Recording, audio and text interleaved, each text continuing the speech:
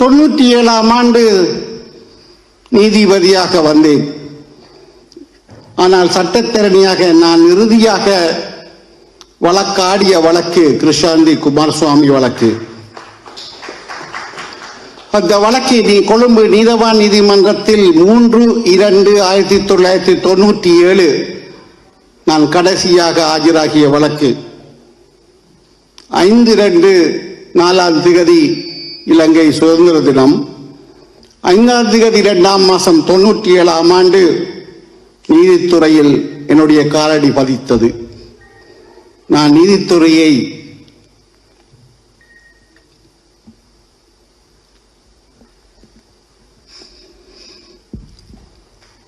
சுவாசித்தேன்.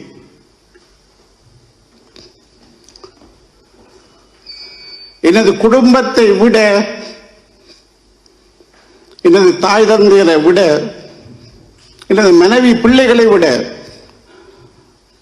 நீதித்துறை உயிர் மூச்சாக சுவாசித்தேன். இறுதியாக என்ன நடந்தது என சகோதரர் தயானந்தா அவர்கள் கூறும்படி கோரினார். மேல்நீதிமன்ற நீதிபதி சங்க 50 ஆண்டு கால வரலாற்றில் ஒரே ஒரு தமிழன் ஏகமனதாக தலைவராக நியமனம் செய்யப்பட்டேன்.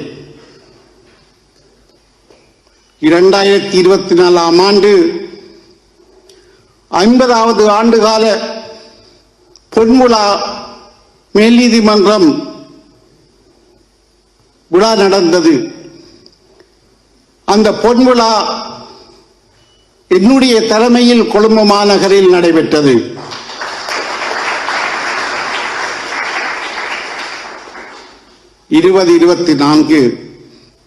செப்டம்பர் 21ஆம் தேதி ஆட்சியாளர் ஜனாதிபதி பதவியை பெற்றுக்கொண்டார். கடிதம் எழுதினேன், உரிமையுடன் கடிதம் எழுதினேன். மேல் நீதிமன்ற நீதிபதி சங்க தலைவராக எனது நிறைவேற்று குழு உங்களை சந்திக்க விரும்புகிறது என கடிதம் எழுதினேன். மதிப்பளித்தார். கார்த்திகை மாதம் 28ஆம் தேதி 2024 எங்களுக்கு சந்திக்குமாறு அழைப்பு விடுக்கப்பட்டது. எனது தலைமையில் 10 நீதிபதிகள் கலந்து கொண்டோம். ஆட்சியாளரை ஜனாதிபதி செயலகத்தில் சந்தித்தோம். நான் ஒருவர்தான் தமிழன். என்னுடன் வந்த சிங்கள சகோதரர்கள், உனது ஓய்வு சம்பந்தமாக நீ கதைக்க வேண்டாம், நாங்கள் கதைக்கிறோம் என கூறி 61 வயசு தை மாதம் 20ஆம் தேதி 2025 வரப்போகின்றது. மொத்தமாக 90 நீதிபதிகள் இருக்கின்றார்கள். அதில் முதலாவது இடத்தில் நீதிபதி இளஞ்செழியன் இருக்கின்றார். நீதிமன்ற லீவ் வருகின்றது, கிறிஸ்துமஸ் லீவு வருகின்றது, புதுவருட லீவு வருகின்றது. எனவே அவருடைய நியமனத்தை ஞாபகப்படுத்தி ஜனாதிபதிக்கு தெரிவித்தார்கள். என்னுடன் நின்று படம் எடுத்தார்.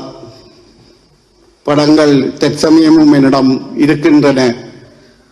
ஜனாதிபதியா வந்தவரை முதலாக சந்தித்த நீதிபதியும் நான் தான். சந்தோஷமாக கதைத்தார். ஆனால் தை மாதம் 12ஆம் தேதி மேன்முறையீட்டு நீதிமன்றத்தில் இருந்து 4 நீதிபதிகள் உயர் நீதிமன்றம் நியமனம் பெற்றார்கள்.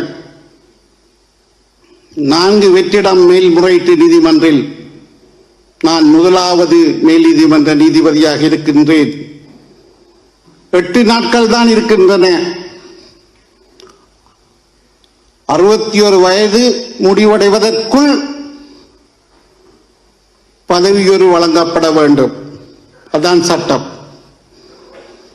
8 நாட்கள் 12ஆம் தேதி வெற்றிடம், 20ஆம் தேதி தை மாசம் என்னுடைய ஓய்வு, என்னுடைய கஷ்டகாலம். 13ஆம் தேதி ஜனாதிபதி தோழர் அனுரகுமார திசாநாயக்க சீனா சென்றார். 18ஆம் தேதி சனிக்கிழமை வந்தார். 19ஆம் தேதி ஞாயிற்றுக்கிழமை, 20ஆம் தேதி காலை நான் நீதிமன்றத்தை விட்டு வெளியேறினேன்.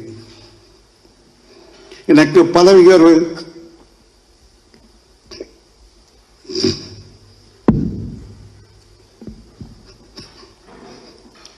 தந்திருந்தால் இன்னும் 4 ஆண்டுகள்,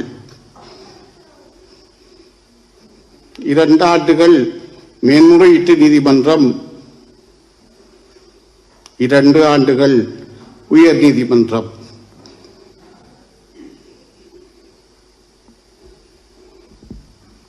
டெஸ்டினி என்று சொன்னார்கள், தலை விதி என்றார்கள்.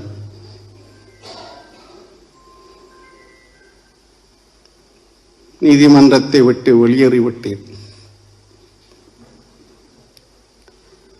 4 கடிதங்கள் எழுதினேன். நான் விரும்பி ஓய்வு பெறவில்லை,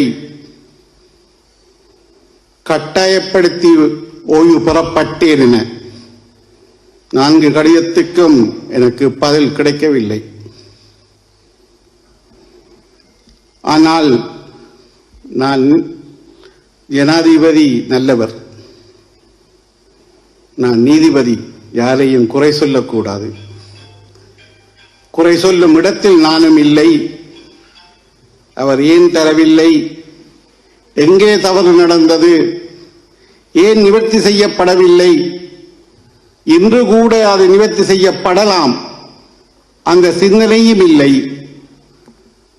அது சம்பந்தமாக நான் பின்னுக்கு தெரியவும் இல்லை. ஏனெனில் என்னுடைய நீதிமன்ற பதிவாளர் தான் கஜரூபன் இங்கே பேசினார். நீதி, நியாயம், சட்டம், நீதிமன்றம், இந்த 4 தான் நான் வாழ்க்கையிலே தலை குனிந்தேனே ஒழிய வேறு ஒன்றுக்கும் நான் தலை குனிந்ததாக வரலாறும் இல்லை. அப்படிப்பட்ட ஒரு வரலாறு எழுதப்படவும் கூடாது. பலர் சொன்னார்கள் போய்க்கதை. சட்ட ரீதியாக எனக்கு தர வேண்டிய உரிமையை கேட்டேன், உரிமை மறுக்கப்பட்டது, அவ்வளவுதான். ஆனால் யாரையும் நான் குறை சொல்லல. நீதித்துறை புனிதமானது, எனது நீதித்துறை புனிதமானது. ஐயா பேராசான் நித்யானந்தன் கூறிய நீதித்துறை எனக்கு தெரியாது. பட் எனது நீதித்துறை மிகவும் புனிதமானது.